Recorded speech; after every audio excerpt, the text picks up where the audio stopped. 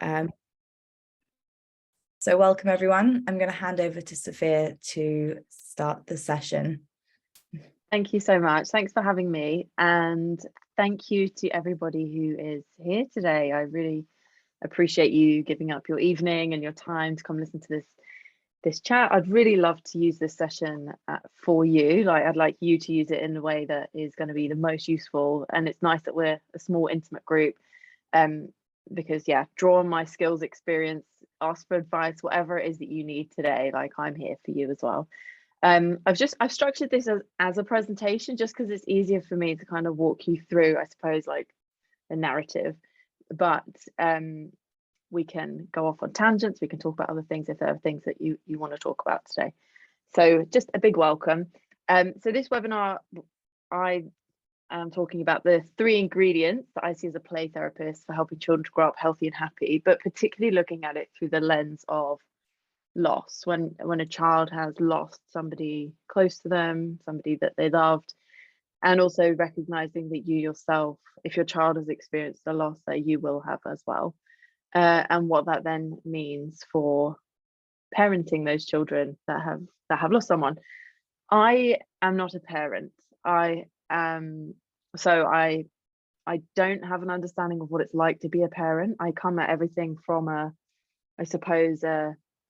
play therapist perspective, and I'll tell you a little bit more about that. And I've worked with lots and lots of children and lots of parents, but I also understand that the experience of being a parent is a unique one, and you have your own relationships with your children, you have your own challenges with your children, but you do know your children best. So that's what we can bring to this session today, you being the expert in your child and what they need, and I'll help you in whatever way I can. So I'll tell you a little bit more about me. So I'm Sophia Giblin. I'm founder of Treasure Time. I'll tell you a little bit about Treasure Time in a moment, but I'm a play therapist by training. So, I mean, my journey started quite a long time ago now, and I'll tell you all about that as well in a moment and where I came from. I'm an award-winning charity founder, but I don't work in the charity sector anymore. But most importantly, I was bereaved as a teenager. So I lost my mum when I was 15. And really my whole journey, my whole experience has been shaped by that loss and I just really needed to understand what it was that had happened to me as a teenager in order to help other people, because I felt like I couldn't make any sense of the loss of my mum when I was a kid.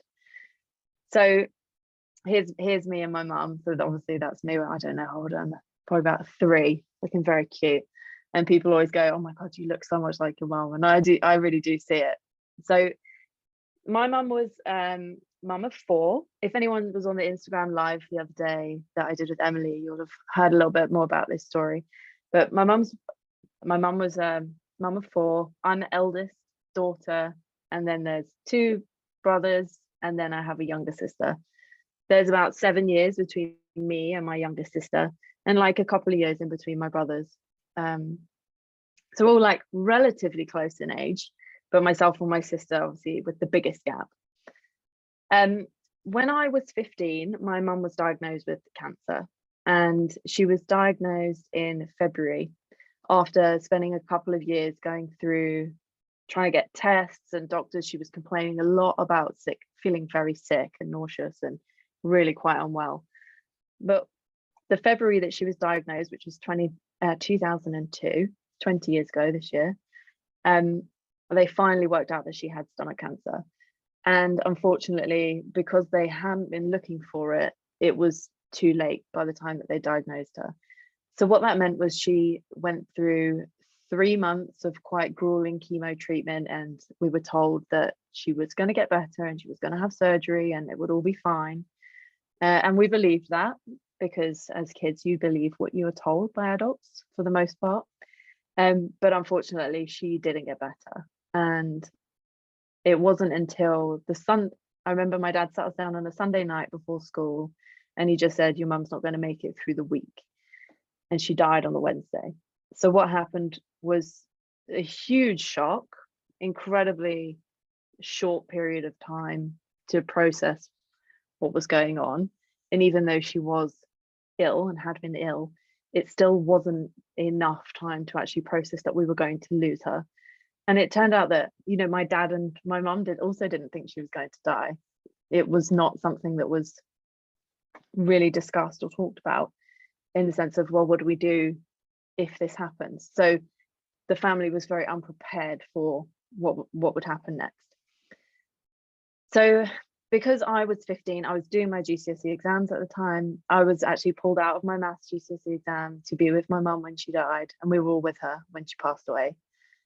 And I couldn't really tell you what happens after that. You know, anybody who's been through a traumatic loss will tell you that memory gets wiped. You remember some parts of it, but our brain does its best to try to protect itself from too much pain and too much stress and too much trauma. So I remember that I was in school the next day doing my exams. I remember that I went through a lot of struggle and turmoil in my late teenage years, and well into my early 20s as well. And there came a point where I hadn't accessed any support really up until my early 20s. And when I lost my mum at age 15, they'd given me some support through the hospice. So I remember going to see a counsellor at the hospice. She was a lovely lady. And I think maybe I saw her 2 or 3 times. And they'd also tried to put me in for like group counselling. And it was all just too much. I was being expected to be able to talk about the loss of my mum as if I had the words to describe what had happened, as if I'd had the ability to process what was going on. All I could have told you was that I'm really angry and I'm really sad and I'm really frightened. That was the other part. So counselling didn't really help me at that time. I wasn't getting the support that I needed. And it wasn't until I reached my early 20s that I was like, I am struggling. Like I didn't know this at the time, but I had not grieved. I had not been given any space to explore what was going on for myself. And I wasn't given any tools to cope with the loss. And because I'm a girl and I lost my mum and the eldest, I was put into the mum role really early on. So I was kind of given a lot of responsibility, caring responsibility for my siblings, had to pick up a lot of slack at home. And so kind of childhood ended there at 15 for me. I don't know how I did it, but I managed to get through the rest of school. I went to university and I came out the other side and I was just like, I do not know who I am. I don't know what I'm doing and I don't know why I'm doing it. And I had a conversation. I was kind of like looking around at my peers and being like, what am I supposed to do now? Like, I don't know where to start or how to start. I don't even know what I like, or, you know, this idea of who I might have been that I'd had before my mum had died was just gone. Like I felt lost. And I was asking around my peers and like, what are they doing? And my cousin at the time happened to be training as a play therapist. And I'd never heard of play therapy before. And I said to her, what is this play therapy that you keep talking about? And she said, well, it's like counseling for kids, but instead of using words and instead of talking, we use play and we use creativity. So where a child might not be able to talk about how they feel, they'll definitely play it out with paint or music or sand or puppets. And I was just like, wow, okay. I had no idea that you could work with children in this way. And I was like, okay, I finally got some inspiration. So because counseling didn't make things better for me, and I was looking for what it would be that could actually help children, I really wanted to find out what was it that makes children grow up healthy and happy. So once I'd found out about play therapy, I went to set up a children's charity, which is called Clear Sky Children's Charity. It's based in Oxfordshire and actually does work across the Thames Valley. So if anyone's based in that area, it might even actually go up towards kind of like Leamington Spa, Warwickshire area now. But Clear Sky provides play and creative arts therapy to kids who've experienced any kinds of trauma, whatever that might be.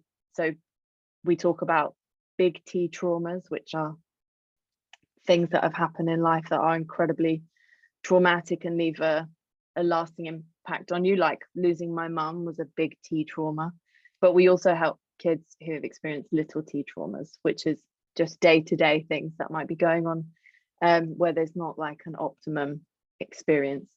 So I went on to set up Clear Sky, and I ran Clear Sky for 10 years as the CEO. And while I was there, I went on to train as a play therapist. So I thought, if I'm going to do this, and I'm going to provide support to kids and to provide help to families, I need to really understand the work. And I went on to study a master's in play therapy. And what I learned over those 10 years of doing lots and lots of work with children and lots of work with parents was actually, it was more about me processing what happened to me as well, as well as understanding how to help other children. But it really helped to fill in some of the gaps around what it was that I was lacking at that time when I experienced the loss of my mum, and how I could help other people. So what I thought was really interesting is, like, when my cousin was talking to me about play therapy, and I was like, gosh, okay, how do you use play to help children overcome such difficult things in their life? It's actually much simpler than I realized. I thought it would kind of be this really complicated process of trying to, I don't know how to say it. I thought it would be complicated, but it was much simpler than I realized, because there are some key things that children need that we can give to them all the time. And once we know what those key ingredients are, we can kind of sprinkle it into everyday interactions, and it makes things much better for them. It's like fertilizing the soil so that the relationships and the children's mental health and is looked after, is taken care of, and that there is some protection there for them should anything else happen in the future. But just because it was simple doesn't mean it's easy. So I learned a lot of skills, but I was like, what's the easiest way that we can kind of give this information to parents, really? Because and I suppose the reason that I had to look into this quite so in depth for myself was because I'd lost my mum, who was my primary attachment figure. She was my secure person that I had. So my mum was a stay-at-home mum. She was always there when we got home from school. She was always there in the morning. She packed our lunches. She did the washing. She did everything around the house. Very traditional setup. My dad went out and worked, and we didn't really see him all that much. Well, all of a sudden, mum is no longer there, and we're left with dad, who has never done any of these caretaking duties before. And also, we don't really have a relationship, not one that's built on anything solid anyway. We know each other, of course. He's my dad. We have a relationship, but it's not like the strength. We didn't have the strength of the relationship I had with my mum. So because that was taken away from me, I had to work really hard to understand. It's taken me 20 years really to get to the point where I'm like, okay, well, now I understand why I felt the way that I did and why it was such a difficult experience. So I was going to talk through the 3 things that children need to grow up healthy and happy. If you have any questions at all, please do pop them in the chat box. I'd also really like to know, if you want to share it in the chat box, if you are thinking about your own children, or if there's children that you're supporting, how can I make this relevant to you? How can I make this useful? So if you want to share what might be going on, please do, because I can make this for you. So the ingredient number 1 for the things that children need to grow up healthy and happy is relationships. It's the foundation for good mental health. It's all about the relationship that they have with anybody who is caring for them.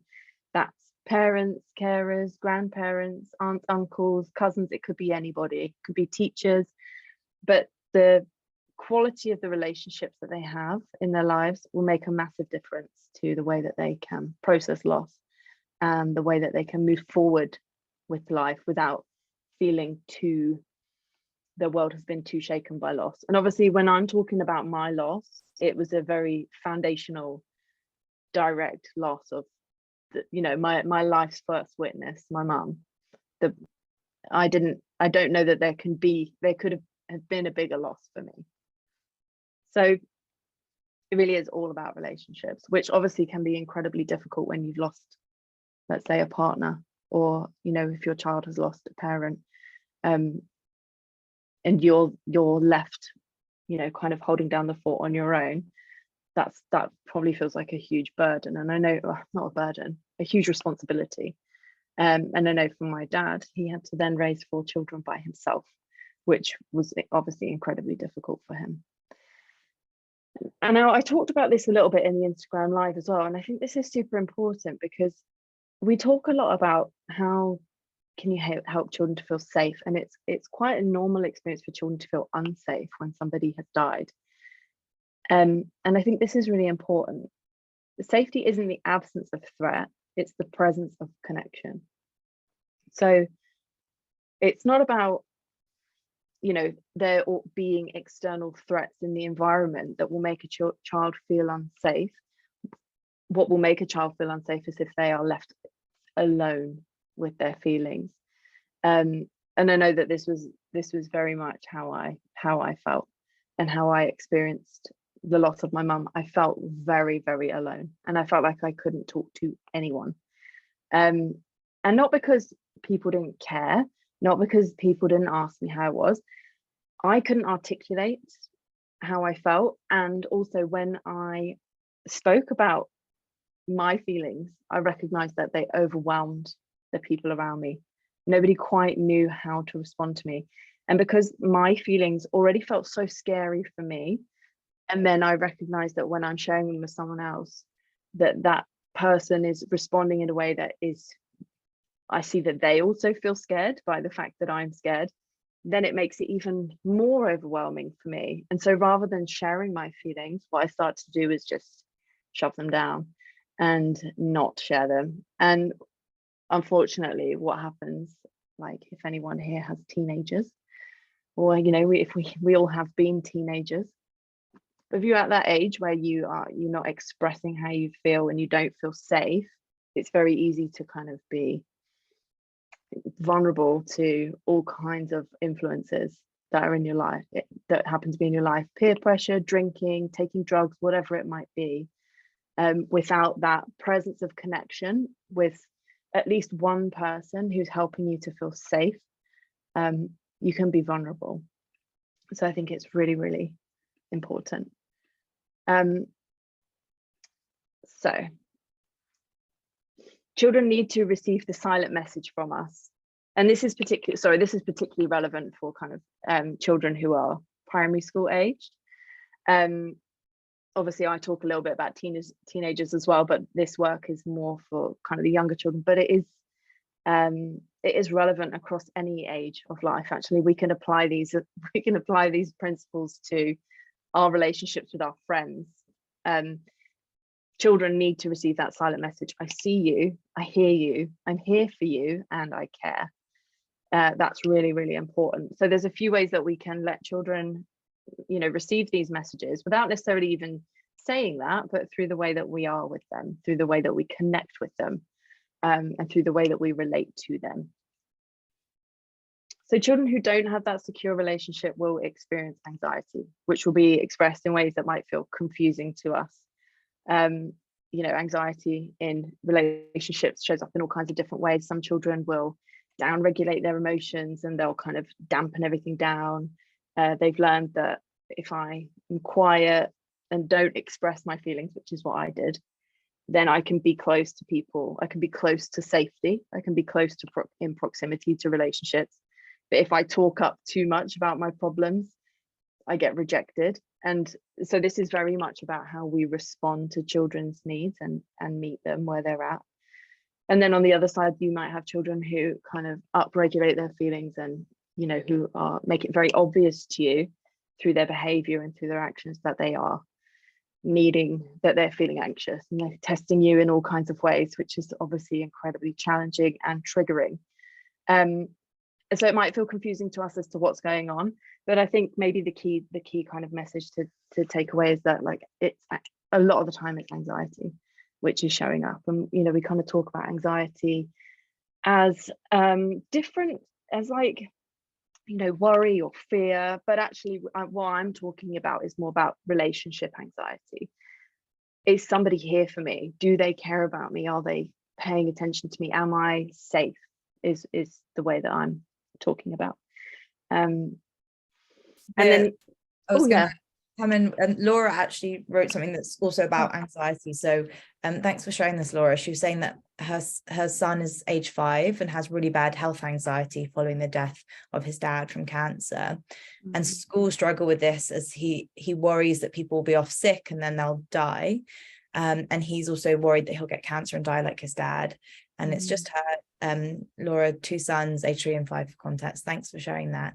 Just building on that anxiety, I know health anxiety is a big thing that comes up with bereavement. Is there anything that you'd kind of suggest? Yeah, I mean, it makes sense, doesn't it? It's a really understandable anxiety that he's having if he's experienced that. You know, I would say that play therapy is super helpful for kids who are experiencing this kind of these kind of anxieties, because often what they will need to do is just play out scenarios where, like, it's amazing actually how children process things. So where they might not have the words to describe what's going on, in a play scenario with, say, puppets or dolls or whatever, they would actually be able to play out things like doctors and nurses and death and dying and chemotherapy and surgery, which sounds crazy, right? Because, you know, all this, I don't know, it's really fascinating to watch how children express themselves, how they process their emotions through play. And, you know, our go-to as adults normally is to try and fix things. And sometimes all we need to do is hold space for that experience to play itself out so that he can actually process what's happened. Completely understand that must be so hard to hold, and to, you know, you want to make it better, but sometimes we just need to let these things kind of play out in a way, and it's always really useful to get the support of a qualified professional if you can, and especially if school could put something in place.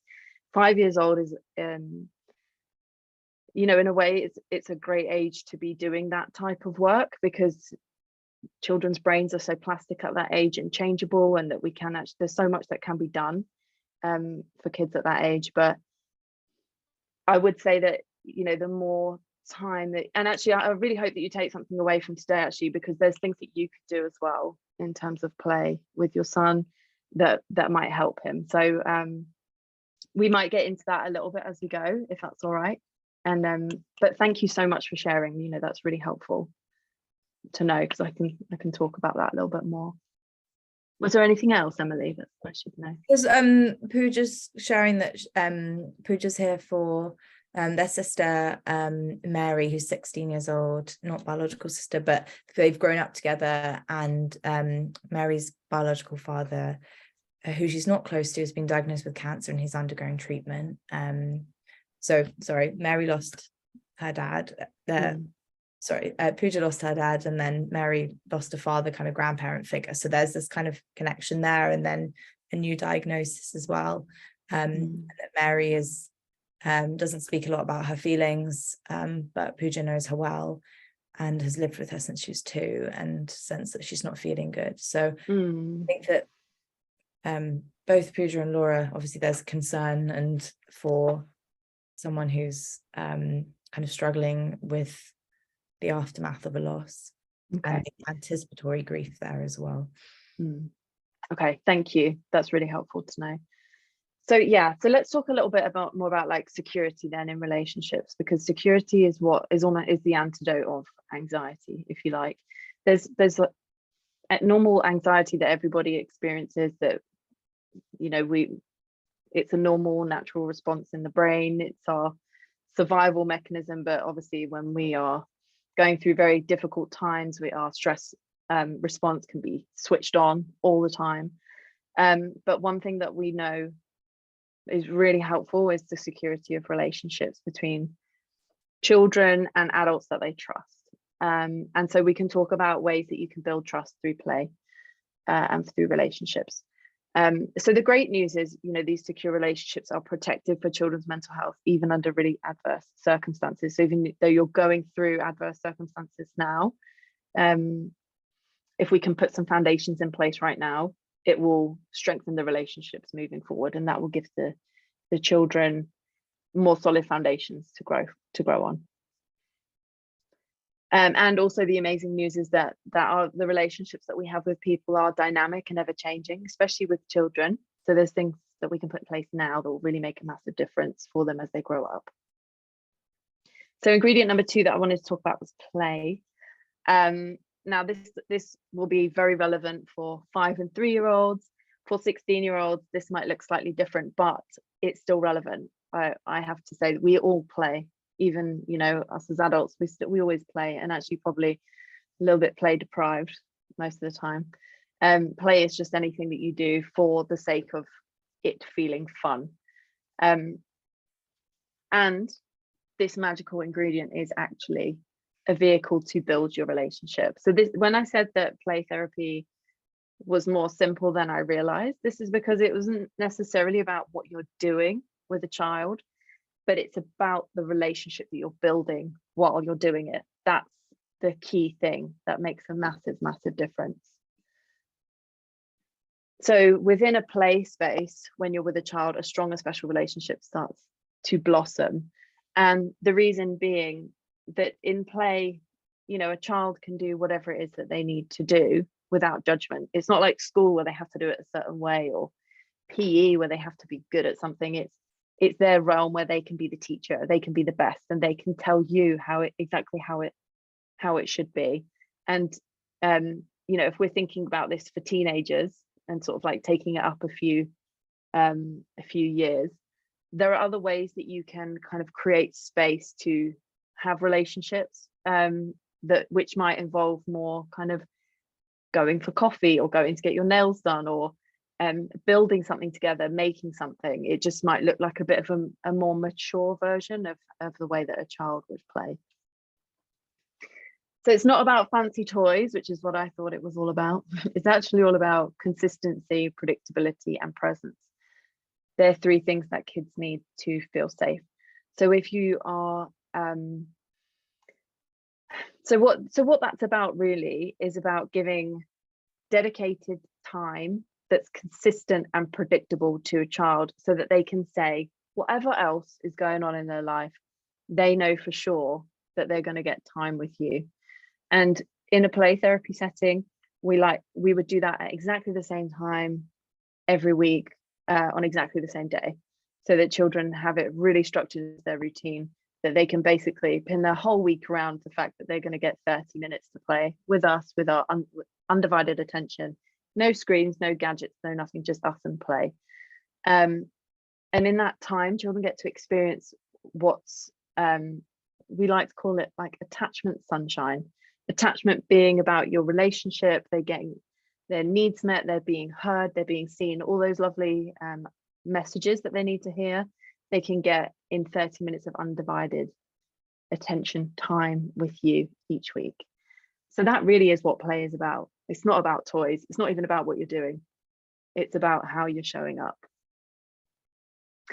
And then the third ingredient is communication. So this is a little bit harder with the younger kids, just because their ability to kind of comprehend and verbalize is slightly, well, it's less developed than the older children. However, when you've nailed the relationships and the play parts, communication actually comes easier, because you have a deeper understanding of each other. And that's not only you having a better understanding of your child and what might be going on for them, but they get a better understanding about you as well in a different scenario. So where you're not just parent, but you're also playmate and friend and confidant. So communication is the final piece of the puzzle. But when there are pieces of that puzzle missing, that's when communication breaks down. And this is what I found in my experience in my relationship with my dad, is that we didn't have a lot of the foundations. So when I was a teenager, there was trouble, because we didn't have the solid ground in which to kind of communicate with each other on. And we were always butting heads, and we were at odds, and I was angry and I was upset and I was stressed, and all those things that happen after you lose a parent. And as a teenager, I just had far more.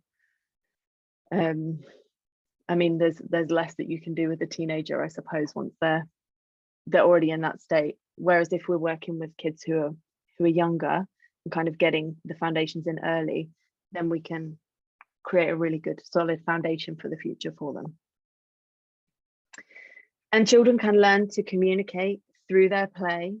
They also learn to communicate through role modeling. So however it is that you are expressing yourself. So I know sometimes, I mean, it's a difficult one to talk about when you've lost somebody that you love. How do you talk about that with your children? Or with other children, you know, there's a balance to be met, which is showing some sides of your grief, but not showing absolutely everything as to overwhelm a child. It's how do you find that line where it's, you know, you're sharing openly, you're sharing honestly, but you're sharing to a degree that is appropriate with the child. And when a child sees you sharing in that way, they learn that they too can share in that way. So that's part of how they learn to communicate. And co-regulation is where, you know, when a child is having a, you know, we might call them meltdowns or tantrums, what's actually happening is that the child is dysregulated. Their nervous system is overwhelmed. They might be in fight or flight mode. They might be completely stressed out. What we do when we co-regulate is we kind of scoop them up and we say, it's okay, I'm here with you until you feel better. And it kind of goes against what we want to do, which is to fix the problem or to stop the behavior. But actually most of the time, all we need to do is let the feelings ride out, let them be expressed, and then a child can experience what it's like to regulate themselves, to calm down, to feel it's safe, I'm safe. Quite a lot of the time what happens is that, I mean, you see it all the time on shows like Super Nanny or whatever. If when children are dysregulated, they're distressed, they get sent away for timeout or whatever, when actually what they need is to be brought in. And it's kind of the opposite of what we're told that we need to do. So what I always suggest is, rather than a timeout, give them time in.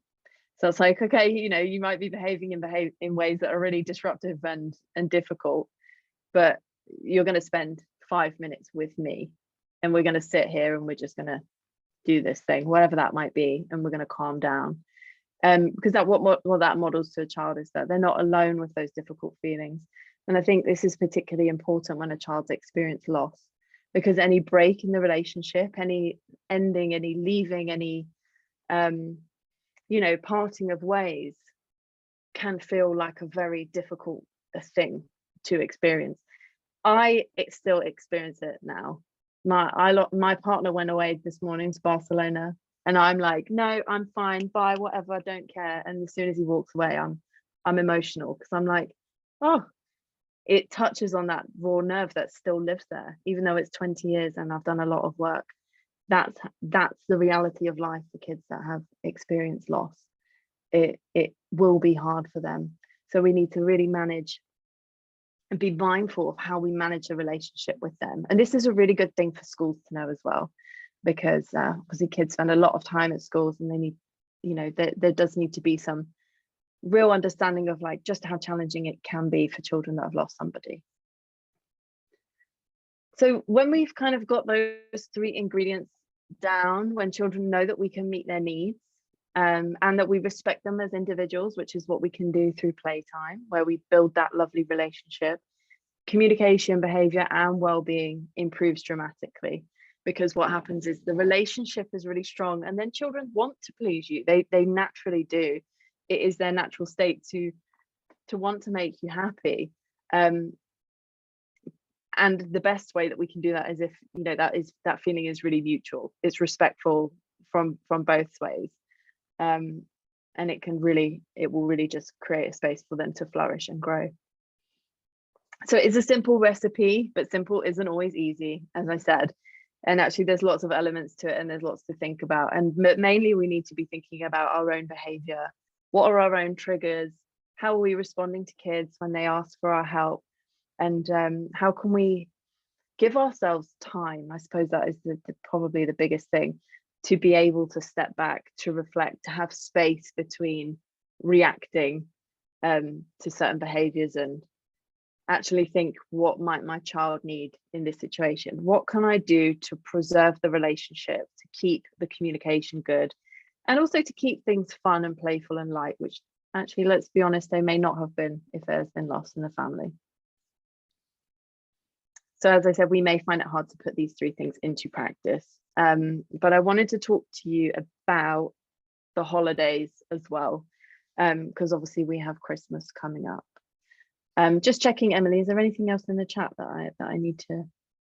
No, there's just that Pooja was saying that she'd like to use play therapy with Mary if that's appropriate, but given that she's a teenager and not her parent, although just kind of listening to what you've said, it sounds like it's more about the relationship and setting time aside. So it feels like it, I mean, I was just thinking I could use this with my boyfriend, frankly, so as a way of just connecting and holding space for each other. So I imagine it is appropriate. Yeah, absolutely. It is. It's about putting that time aside and it being consistent and predictable.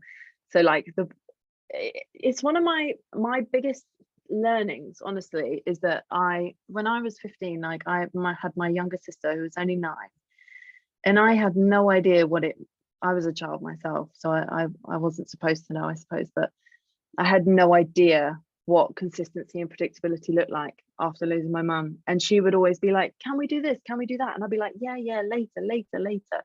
And I never realized that what I was doing was actually kind of destroying the trust in our relationship, because how would I know? I was 15.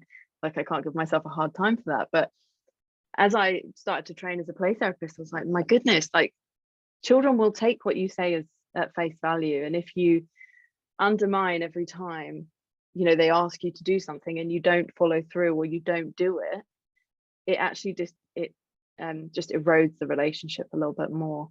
And you know, there's nothing wrong with saying we can't do something today, but it's about setting realistic expectations. So if you can put like dedicated time aside every week, every other week, every month, maybe you go out for lunch or you do something nice together, but that's in the diary and it's always prioritized, that will make a massive difference. Okay, so let's talk a little bit about how can we navigate the holidays after loss. And I wanted just to share a story with you, because this is an accidental tradition that we have in our family that just came about purely by chance, I suppose. And actually, it's a fun one because this was actually led by my dad. When my mum died, we were, you know, I don't have a lot of memory of Christmases with my mum. I remember the few afterwards being very, very challenging. But in recent years, I've come to really, really love Christmas and really cherish Christmas.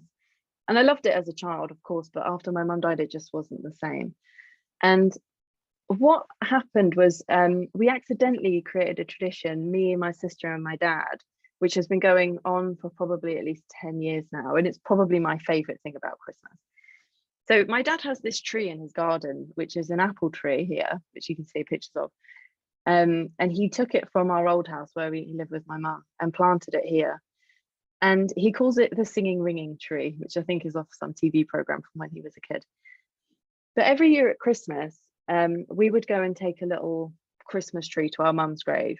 My brothers never joined in with this tradition. My brothers have never been with us to my mum's grave from my memory, because I think they just find it too hard. I never liked going, but I wanted to please my dad. I wanted to support my sister. So each year we would go and we would put this little Christmas tree on her grave, and we would put baubles and little Christmas decorations on the Christmas tree. And after Christmas, we would bring the Christmas tree back, and my dad, without us knowing, was decorating this apple tree with all the decorations from Mum's Christmas tree. And over the years, it just got full. It's now an apple tree in the garden, which is full of Mum's Christmas decorations. And in the spring, it blossoms and it's a really beautiful tree. And in the winter, you can see all the Christmas baubles. And this has become my favorite part of Christmas, because it's something that we do together, albeit not all of us, but we make a whole day out of it. And we incorporate Mum into that because we go to her grave. So even though going to Mum's grave feels like a really difficult thing to do, we know that there's going to be more Christmas baubles on the apple tree. We know that on that day we'll go and we'll get a Christmas tree for Dad's house and we'll decorate it. And we'll always watch a Muppets Christmas Carol, which is what we watched with our mum. You know, like, it's the tiny little things that we would have done if she was alive. You know, we would have been decorating the tree together. But we can do it honoring her still, but in a way that feels more, I suppose, has evolved over time. And I love this tradition, but I kind of wish that we'd had it a little bit earlier, to be honest, because after my mum died, we kind of all splintered off and went in our own directions. And something like this kind of ritual tradition would have kept us going. Well, no, not kept us going, but it would have united us in a way that felt really nice at Christmas. So I don't know, it'd be really nice to hear if you have any kind of Christmas traditions, or if there's anything that you're doing, or maybe this is the first Christmas that you're experiencing without your loved one, and sort of thinking, how on earth do I manage this? Because Christmas can just be such a difficult time of year when you've lost somebody. Have a little think about some of the traditions or some of the things that you would have done with that person that you loved. That it might be a particular Christmas movie that they loved, or a song, or something that they like to eat at Christmas, or a present that they would get you. Think about like something that they would have done, and try and tie it in with a tradition that moves forward. And I think the thing that's really important for children is that it is fun, but keep it consistent. So whatever that might be, it doesn't have to be the same, it can evolve, but try and keep something about it consistent. So for us, it's the fact that we know that there is a Saturday in December, and we'll decide which Saturday in the year that we will be together, and we will go to Mum's grave, and we will decorate, and we'll watch Muppets Christmas Carol, like that, and that's a given. So it will evolve, but check in and make sure that it is what the kids want. And ideally, you know, it's hard when there's these things that you're like, it's fun, but I'm sad, but I'm happy, and I feel grief. The mixture of emotions is hard, but being together within that journey, I think, is really important. It's part of the process. Laura's just shared that it's a second Christmas without Daddy, and they always buy a new snow globe and decorations for the tree, and that she likes the tree in the garden idea as well. Yes, do you know, the tree in the garden is so nice. There's something about it because it's always there. And my dad, it's really cute because my dad will be like, send us pictures of the tree throughout the year and be like, oh look, the lights have come on the tree, your mum's trying to send me a message, you know, like that kind of thing. It's really lovely. So yeah, I think if you can keep something, there's like a constant. And the thing about the tree is that it changes with the seasons, like you change with the seasons, like your grief changes with the seasons. There's something really symbolic about it. You could even go and plant a tree in the garden or something like that, to keep it going.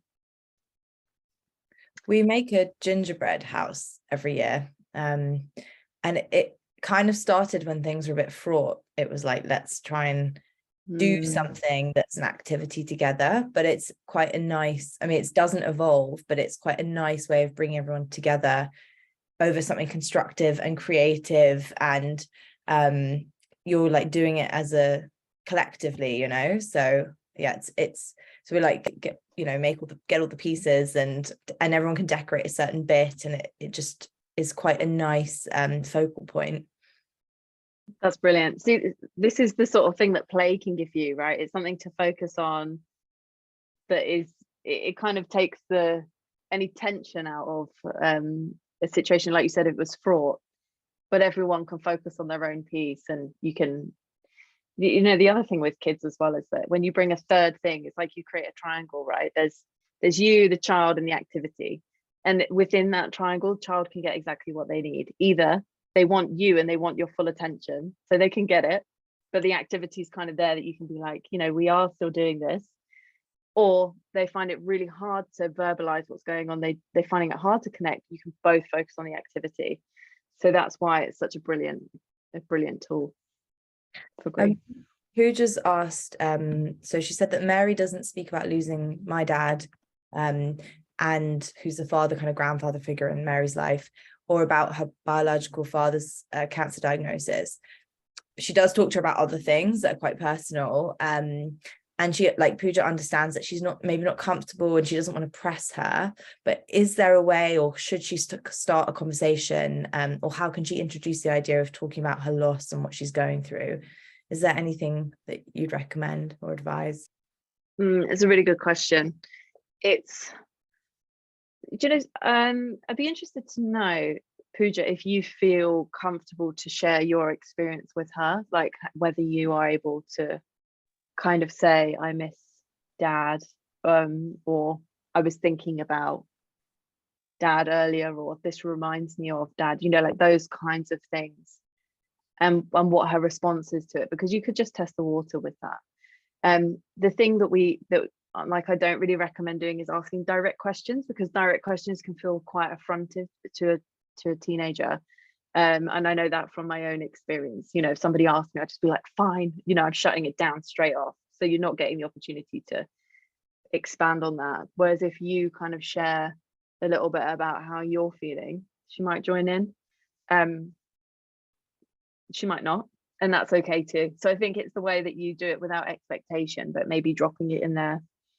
It's all about how we connect on that level. And if she's a little bit nervous about how you might respond, or she doesn't want to upset you, she might be hesitant to do it. But if you can start first and be like, I really feel sad today, she might pick up the cue, and that's that part of that role modeling that you can do. But yeah, my advice generally is, like, don't ask direct questions. You can say, the other thing that you can do as well is you can notice and wonder. So these are like two of my favorite tools. You might just say, like, I noticed that recently you seem a little bit sad. I wonder if there's anything you might like to speak about. And you're not saying, you look sad, do you want to talk? You're saying, I notice you, I see you, and I'm here for you. So it might be like, I noticed that every time I speak about dad, you don't say anything, and I wonder if it's because it feels quite difficult. And you can just leave it at that, and then that is enough. Kids are so good at picking up energy. They're very, very attuned to what's not being said as well as what is. So yeah, that'd be my advice. Right, gosh, is it 5:02 already? Yes, and we've just had one question from Laura. So she says, and by the way, Laura and Pooja, if you want to unmute yourselves and ask, you're welcome to as well. But Laura says that she does try to do family activities like baking, but her eldest often has a meltdown as he won't listen, and then it doesn't turn out right. How can she handle this? She's tried to cuddle him, but he'll hit out and throw himself on the floor. Any suggestions? Yeah, definitely. So the thing that's great about play is that you as the adult, so like with an activity like baking, there are certain steps that need to be followed, right, to do it correctly, to kind of produce something at the end. So there's a little bit of pressure on you. I can understand how that situation can get quite tense. What I would recommend doing instead is just you as the adult coming and bringing your boundaries and time and some play materials, and just going, we're going to do 30 minutes of play. You can do whatever you like in this space, but I'm here to keep you safe, and I'll let you know when we've got 5 minutes left, and I'll let you know when it's finished. And just let your children go with whatever it might be, arts and crafts, Lego, just something where there's no expectation on producing an end result, because in that space, they can kind of do as they please with, and then you don't have to do so much kind of managing of the process. In a situation where they're feeling dysregulated, and you're sort of going in for a cuddle and they're hitting out, it's probably best to, sometimes I recommend that you just do what the child does. If your child's sitting on the floor, just sit on the floor with them and just sort of be there. And oftentimes we can't really do anything in the moment. That's why it's great to get in there and be preventative with play and building that relationship, so that when those moments do happen, you've got a framework to kind of work with, and that relationship it can kind of be overcome a bit quicker. But definitely I'd recommend just free play with you and the kids, for sure.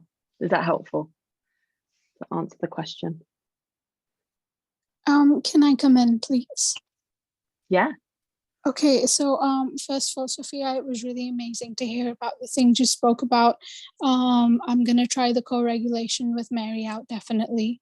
That sounds like me being I could use my place in her life to be a role model to help her regulate her own feelings. So I'm gonna try that. I had a question for you, Sophia. Sure. Can you please explain the notice and wonder technique with an example again, please? I missed that. Yeah, of course, no problem. So Thank you. like noticing and wondering are two words just to add into your vocabulary that when you use with the child, like when you're having a conversation with a child. So rather than saying like you're really angry today, you might just say, I'm noticing that you seem a little bit tense, or I noticed that you're quite irritated at me today, and I wonder if it's because, and then you can sort of, it's almost like you're thinking to yourself out loud.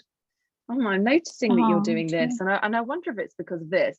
But what you're doing is you're sort of saying, I see you, and I'm thinking about you, and I'm wondering what's going on for you. And that in itself builds a little thread of relationship, because the child or young person will be like, oh, they're paying attention to me. And we don't do that. We don't actually do that a lot. Most of the time we might come in a little bit too direct. You know, you look upset, what's wrong? That kind of thing with kids, and that puts them just like a little bit defensive. So yeah, if you just try and use it, like just practice. Oh, I noticed that. You can practice it with anyone. You could say like, I noticed that you seem a bit tired today. I wonder if you slept all right last night. You know, anything like that. It just shows I'm paying attention to you, and that makes a difference to kids. Okay, without putting them on the spot, and without like you said, without asking a direct question that might make them shut down, right? That's right. Yeah. Okay, exactly great. that. Okay, I will try this out with Mary. I'll see how it goes, and I'll try it out. Thank you. No worries. Was there anything else, Emily? I realize it's 2 minutes to. No, I think you've answered Laura's question. So yeah, maybe we wrap up, and people can always get in touch with you as well after. Yeah, definitely. Okay, cool. So yeah, I was just going to end with that we need to learn a new way of being with our children after loss, because of what they've experienced and because of what we've experienced. Relationships will be different, dynamics will be different, and so the best way that we can kind of learn from our children about what they need is just to spend more kind of dedicated quality time with them, tuning into who they are as a person, tuning into their needs, and taking a little bit of a step back from needing to know the answers, because there aren't really any answers after loss. It's so difficult. It really is. And I really feel for anyone, anyone here today, or anyone watching this on replay who's going through parenting a child after loss, it's a lot. But you are doing an amazing job, and putting those foundations in place can make a massive difference. So the other thing that I was going to share with you, I won't sort of carry on going through the presentation, so I don't think there is too much, but I was going to show you a little bit about Treasure Time. Treasure Time. So Treasure Time is a program that I built after my work at the charity. So when I did all this work with children and parents, and I was like, what are the key things that parents can do from play therapy? What can we take from play therapy and give to parents as tools? And I've created Treasure Time, so which is a 6-week play program that you do with your child. It's all about child-led play and building that strong relationship through play, for just 30 minutes of playtime a week. 30 minutes being the maximum. If your child is younger, you might actually do less than that. You might do 15 to 20 minutes. But Treasure Time is about learning those key skills, practicing it with your child, and then sprinkling those skills in throughout your interactions, for the rest of the time until it becomes second nature, and that is your new way of learning to be with your child. And we actually did a sorry, please ignore all my slides, but there's a special code for anybody through the Untangle platform, so 50% off for Untangle members. So it's normally £85, but it's 43 for anybody who's watching this webinar and wants to give it a go. And sort of, where can we find information about it on, please? Yeah, let me put it in the chat. So it's treasuretime.co.uk. And I'd love it if anyone's watching this. So you can reach out to me if you have any questions. I'm more than happy to help. I was on Instagram Live the other day, but I don't really use Instagram all that much. I was explaining to Emily that I had deleted it. But if you message me, I will respond.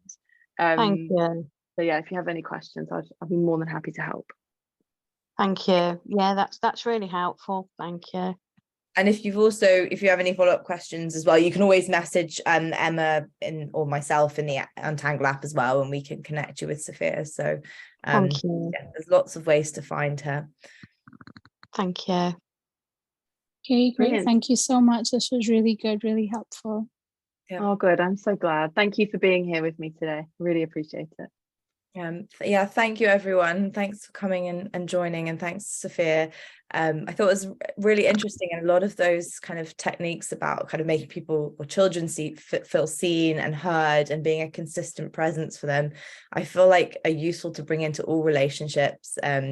So thank you. I feel like I've learned a lot as well, and really appreciate you coming and sharing that. And yeah, take care everyone. Let us know how you get on as well. Pooja with Mary and Laura with your kids. Thank you. Yeah, well, experiences. So thank you everyone. Thank you. Thank you everyone. Bye. Thank you. Bye. Bye.